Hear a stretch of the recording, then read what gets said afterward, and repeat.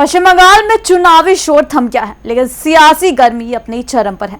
दूसरे चरण की वोटिंग से पहले अमित शाह का बड़ा दावा और बड़ा भरोसा।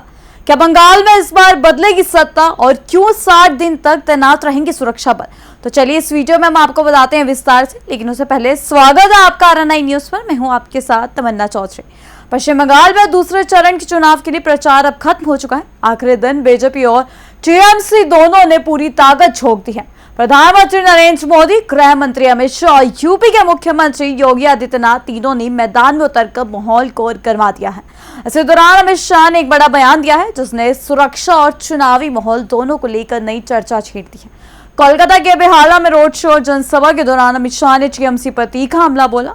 उन्होंने कहा कि राज्य में गुंडागर्दी चरम पर है, लेकिन अब जनता बदलाव चाहती है। शाह ने दावा किया कि ममता बनर्जी की सरकार जाने वाली है और बंगाल में बीजेपी की सरकार बनेगी। सबसे बड़ा बयान आया है सुरक्षा बलों की तैनात को लेकर। अमित शाह ने कहा कि चुनाव आयोग ने हर बूथ पर केंद्रीय सुरक्षा बल तैनात किए हैं और लोगों को डरने की जरूरत नहीं है। उन्होंने भरोसा दिलाया कि वोटिंग के बाद भी सीएपीएफ के जवान अगले 60 दिनों तक राज्य में तैनात रहेंगे। शाह ने जनता से अपील करते हुए कहा कि 29 अप्रैल को ज्यादा से ज्यादा संख्या में मतदान करें और किसी भी तरह के डर या दबाव में न आए। उनके मुताबिक हर एक वोट बदलाव की मजबूत नींव को रखेगा और इस बार बंगाल में कमल खिलेगा। अगर चुनावी आंकड़ों की बात करें तो पश्चिम बंगाल की 294 सीटों पर 2 चरणों में मतदान हो रहा है। पहले चरण में 152 सीटों पर वोटिंग हो चुकी है, तो जिसमें रिकॉर्ड 92% से ज्यादा मतदान दर्ज हुआ। तो वहीं दूसरे और अंतिम चरण की वोटिंग 29 अप्रैल को होगी और नतीजे 4 मई को सामने आएंगे।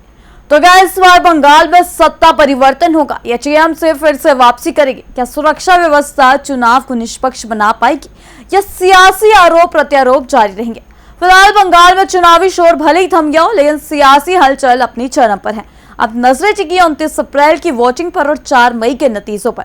तब तक के लिए जुड़े रहिए हमारे साथ RNI न्यूज पर।